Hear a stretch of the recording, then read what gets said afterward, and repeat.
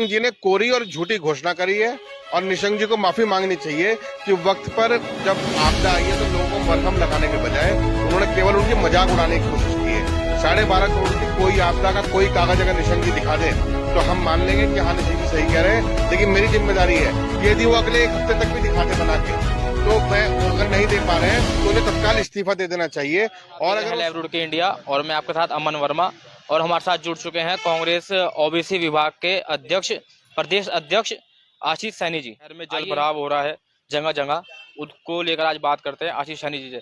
Sir आपका बहुत बहुत स्वागत है। जी धन्यवाद और आपके दर्शकों का भी बहुत बहुत स्वागत। सर जैसे क्षेत्र में जल भराव हो रहा है, मोहनपुरा में भी बहुत जल भराव हो रहा है, तो क्या कहना चाहेंगे? देखिए इस बार रुड़की और इसके आसपास के जो क्षेत्र हैं इन पर जलभराव के लिए प्रशासन पूरी तरह से जिम्मेदार है और उससे अधिक अगर कोई जिम्मेदार है तो सत्ताधारी पार्टी के लोग हैं, क्योंकि जलभराव का मुख्य कारण जल निकासी के स्रोत पर जितने भी माध्यम थे उन पर अवैध कब्जे हैं। कल भी हमारे जो सांसद हैं इन्होंने अधिकारियों को एक निर्देश दिए कि नालों पर स्थायी अतिक्रमण जितने भी किए गए हैं वो हटाए जाएं। और स्थिति ये हो गई है कि एक गढ़वाली में एक कहावत है कि सास ने बहू को कहा, बहू ने कुत्ते को कहा और कुत्ते ने पूंछ हिला दी। वो हालत हो रखी है। बीजेपी के लोग आकर बड़ी बड़ी घोषणाएं करते हैं लेकिन काम करने के आधार पर निकम्मे हैं। वास्तविक स्थिति ये है कि बीजेपी के लोग ही अतिक्रमण करने के लिए जिम्मेदार हैं, उन्होंने ही वो अतिक्रमण किए हुए हैं। तो ये लोग जब खुद जिम्मेदार हैं तो अतिक्रमण पर कार्रवाई करने के बजाय ये सरकार केवल नौटंकी और दिखावेबाजी में लगी हुई है। हमें इससे सख्त आपत्ति है। भाजपा के लोग बार बार घोषणाएं कर रहे हैं लेकिन अपने अतिक्रमणकारियों पर कोई सवाल नहीं कर रहे। और शहरों में जिस जगहों पर जल निकासी के प्रयास होने चाहिए वो जल निकासी के प्रयास केवल दिखावे तक सीमित है, ना तो मशीनरी है ना उस तरह के इक्विपमेंट है। क्योंकि परसों रात को भी जब वहाँ जेसीबी और तमाम मशीनें, हाइड्रा और पंप लगाए गए साउथ सिविल लाइन में भी, तो भी वो पूरी रात चलने के बाद भी सुबह तक सिर्फ 6 इंच पानी ही कम कर पाए। और आज फिर दोबारा बारिश शुरू हो गई है। प्रशासनिक स्तर पर तैयारियां शून्य थी। नालों की सफाई के नाम पर नालों पे जो इंक्रोचमेंट था वो नहीं हटाया गया। इसके लिए पार्षद और मेयर, विधायक, सांसद ये चारों लोग पूरे तरीके से जिम्मेदार हैं।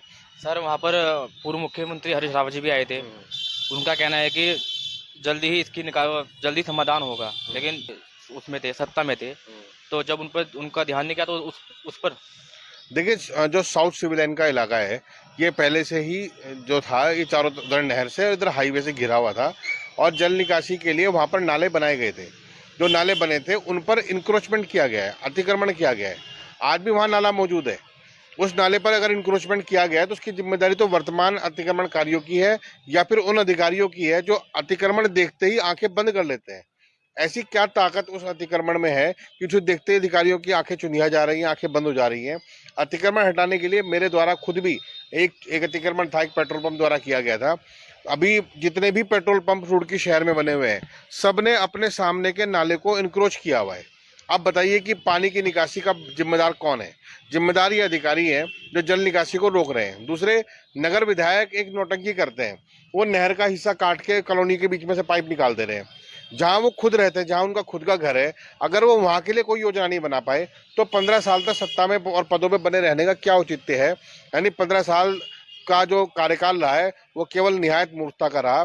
तत्कालीन विधायक ने, जो वर्तमान विधायक भी हैं, उन्होंने सड़क के किनारे फुटपाथ बनाए हैं। मुझे हिंदुस्तान में कहीं देखने को नहीं मिला कि फुटपाथ सड़क के बगल में बने हैं और नाला खुला हुआ पड़ा है।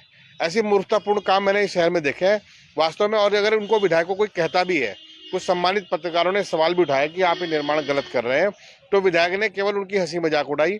और आज वास्तव में मैं कुछ मीडिया के जो हमारे साथी हैं उनसे भी मैं इस बात से थोड़ा सा मैं नाराज तो नहीं कह सकता, लेकिन मैं उनसे दुखी हूं कि वो सच बोलने से और सच कहने से डर रहे हैं। बहुत कम लोग हैं जो जनता की आवाज़ को उठा पा रहे हैं।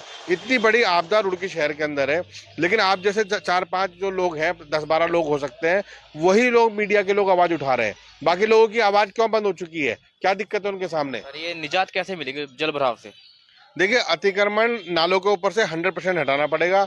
जो 40% नाले इस शहर में है ही नहीं। आप बगल में देखते हैं सिविल लाइन्स है, वहाँ नाला ही नहीं है। तो जब नाले है ही नहीं तो निकासी किस चीज़ की कर रहे हैं? तो ये केवल एक मजाक बन के रह चुका है। अधिकारी मोटा बजट किनारे लगा चुके हैं। अभी आपको बताऊंगा साउथ सिविल लाइन के अंदर पार्षद के इशारे पर 1-1 हज़ार रुपये करके कई लोगों से इकट्ठे किए गए और उसके लिए पंप लाए गए और उस पंप का बिल नगर निगम में तैयार हो गया है। यानी भ्रष्टाचार की तैयारी कर ली है। आपदा में अवसर ये लोग ढूंढ रहे हैं। ऐसे अधिकारियों के विरुद्ध जनता को खड़े होने की जरूरत है। और मैंने तो जनता से अपील की है कि जिस पार्षद के यहाँ पानी भर रहा है और उसकी जिम्मेदारी वो नहीं उठा पा रहा है, उस पार्षद को हराने का कसम खा लीजिए। अभी 6 महीने बाद या साल भर बाद जब भी चुनाव होंगे नगर निगम के, ऐसे पार्षदों को लाने की कोई जरूरत नहीं है। तो जब ये अपील मैंने लोगों से की तो मुझे नहीं लगता कि 4-5 पार्षदों के अलावा कोई जीत के दोबारा आने की स्थिति में है। और हालत ये है कि पार्षदों ने और इन सब ने एक दूसरे के खिलाफ ऐसा एक नूरा कुश्ती का वो बना रखा है कि जवाबदेही से बच जाइए, जिम्मेदारी से बच जाइए और अपनी कमाई के पर नजर बना के रखिए। इस भ्रष्ट आचरण में, इस भ्रष्ट माहौल में, जहां आपके अधिकारी आंख बंद करके बैठ गए, जहां आपके मेयर अधिकारी आंख बंद करके बैठ गए, विधायक आंख बंद करके बैठे हैं, और सबसे बड़ी बात वो सांसद, तब भी राज्य के पूर्व मुख्यमंत्री ध्यान आकर्षण के लिए 4 घंटे तक वहां बैठे रहे पानी में। अधिकारियों के पास लास्ट में कोई डिसीजन नहीं था, तो लास्ट में जो पंप लगाए गए हैं उसमें भी कांग्रेस के लोगों ने अपनी तरफ से वो सहयोग किया है। तब जाके अधिकारियों ने की आंख खुली, तब जाके वो 3-4 पंप लगा के उन्होंने काम शुरू कर पाए। आज भी शहर के बहुत से इलाके हैं जहाँ पानी परमानेंट भरा हुआ है, और कुछ जगह तो ऐसी हैं वास्तव में लगता है जहाँ पूरे साल पानी भरा रहता है। स्कूल्स के सामने, पेट्रोल पंपों के सामने, आप ईदगाह चौराहे पर जाइए, दोनों तरफ नाले बने हुए हैं, सब कुछ बना हुआ है, लेकिन कुछ जगहों पर नाले पे अवैध कब्जे हैं। उसके कारण से पानी की निकासी नहीं होती। तो जिम्मेदारी किसकी है? जिम्मेदारी अधिकारियों की है। और यदि अतिक्रमण नालों के ऊपर से स्थायी निर्माण नहीं हटाया जा रहा है तो सांसद जिम्मेदार है, एमएनए जिम्मेदार है, एसएनए जिम्मेदार है, ये इस पर कार्रवाई करें। सर मैम बता जा रहे हैं, नालों का निरीक्षण कर रहे हैं, उन्होंने भी कहा है कि जल्द ही नालों का निर्माण किया जाएगा, और उन्होंने लागत भी कुछ भी तय करी थी, उसके बारे में क्या कहना चाहेंगे? देखिए, ये केवल फोटो खिंचवाने के लिए और प्रेस में न्यूज देने के लिए है। वास्तविक धरातल पर कोई काम दिखाई नहीं दे रहा है। जो नाले क्षतिग्रस्त हुए हैं उनके लिए वर्तमान में मेरी जब अधिकारियों से वार्ता हुई तो उन्होंने कहा कि अभी नहीं बना सकते, हम तो बाद में बनाएंगे। यानी कब बनाएंगे? आप बाद में भी नहीं बनाएंगे, फिर आप मतलब ना जनवरी में बनाएंगे, ना दिसंबर में बनाएंगे, ना मार्च में बनाएंगे, ना जून में बनाएंगे, कब बनाएंगे? ये केवल आपदा के वक्त के बयान है जिनका सच्चाई से कोई लेना देना नहीं है। आप इनका पुराने बयानों को देखेंगे, तब भी पिछले साल भी यही कह रहे थे और आगे भी यही कह रहे थे। 2024 में सांसद के चुनाव होने हैं, लोकसभा के, और कांग्रेस पार्टी भी अभी लगातार जारी रख रही है प्रक्रिया, तो क्या इस बार कांग्रेस पार्टी आएगी सत्ता में? देखिए, कांग्रेस को तो पिछली बार ही सत्ता में आना था यदि ये पुलवामा हमले की नौटंकी ना करते। बीजेपी को वोट केवल धार्मिक ध्रुवीकरण के आधार पे, धार्मिक नफरत के आधार पे और केवल इनकी नौटंकी के आधार मिलता है। इनके काम के नाम पर एक भी वोट नहीं मिलता।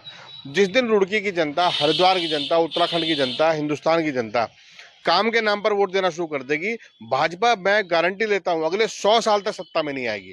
और मैं एक चीज और पूछता हूं कि यदि हमारे आप सब लोगों के साथ साथ जो बाकी जो चैनल्स हैं, जो मीडिया के माध्यम से बोलना जानती है, और इस जल भराव के मुद्दे पे तो मैंने भाजपा के लोगों को अपनी आंखों के सामने झूठ बोलते हुए देखा है, और इतनी बेशर्मी से देखा है कि उनको शर्म भी नहीं आती। रात निशंक जी भी आए थे, उन्होंने 12.5 करोड़ लागत से उन्होंने वो दिया है वहाँ के वासियों को, इस बारे में क्या कहना चाहेंगे? निशंक जी ने कोरी और झूठी घोषणा करी है, और निशंक जी को माफी मांगनी चाहिए कि वक्त पर जब आपदा आई है तो लोगों को मरहम लगाने के बजाय उन्होंने केवल उनकी मजाक उड़ाने की कोशिश की है। 12.5 करोड़ की कोई आपदा का कोई कागज अगर निशंक जी दिखा दें तो हम मान लेंगे कि हाँ, निशंक जी सही कह रहे हैं। लेकिन मेरी जिम्मेदारी है कि यदि वो अगले 1 हफ्ते तक भी दिखा दे बना के, तो मैं अगर नहीं दे पा रहे हैं तो उन्हें तत्काल इस्तीफा दे देना चाहिए। और अगर कोई हम आधार मान ले उस घोषणा को ही, यदि वो 1 हफ्ते के अंदर रुड़की के सारे नाले रिपेयर नहीं होते और अतिक्रमण नहीं हटाए जाते तो सारे पार्षदों को, मेयर को, विधायक को इस्तीफा दे देना चाहिए, और साथ ही जो जिम्मेदार अधिकारी हैं वो अपने पद से सस्पेंड कर दिए जाने चाहिए। तो ये हमारे साथ आशीष सैनी। और आप जाते जाते रुड़की इंडिया प्रेस के माध्यम से क्या कहना चाहेंगे जनता को? देखिए, मैं जो रुड़की इंडिया प्रेस है ये एक सच्चाई की आवाज बनकर उभरी है। ऐसे दौर में जब चारों तरफ अंधेरा है, मीडिया के बहुत सारे साथी अपनी जिम्मेदारियों से बच रहे हैं और वो तर्कपूर्ण सवाल करने के बजाय कुतर्कपूर्ण महिमा मंडन में लगे हैं। तो ऐसे वक्त में अगर आप आते हैं तो एक वास्तव में एक अंधेरे में रोशनी के समान है, और मीडिया की जिम्मेदारी पूरे लोकतंत्र को एकजुट रखने, मजबूत रखने की है, जनता की आवाज की है, और इंडिया लाइव प्रेस इसकी वो जिम्मेदार बनी है। मैं इसके लिए उनको धन्यवाद देता हूँ, आपके दर्शकों को शुभकामनाएं देता हूँ।